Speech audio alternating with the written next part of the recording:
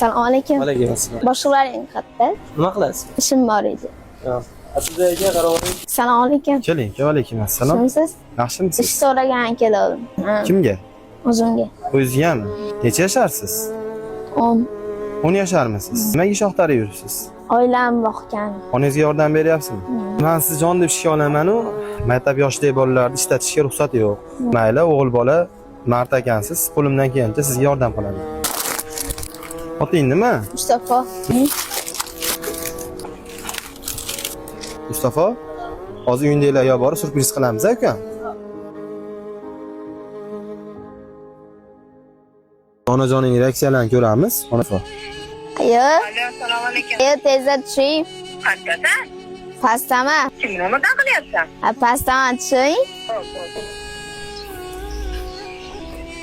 Bilasanmi? Kechada o'ynayotganding-ku. Kim berdi? Yo'q, opa. Assalomu alaykum. Magazinda oziq-ovqat sotaman. Mendan ish so'rab boriblar. Nimaga so'kansiz? Bu bola So'radingmi? haqiqiy mujrik ekan. Mustafa mendan borib magazinda aka ish olasizmi deb so'rovlar. Men jon bilan ish olaman. O'ynab kelaman deb chiqib ketibdi. Faqat maktab o'quvchisi-da bu. Shuning uchun Mustafoga jicha motivatsiya bergani, onamga jicha yordam qilaman aka deyurlar. Qo'limizdan kelgancha duo qilib qo'ysalar ham bo'ldi, opa.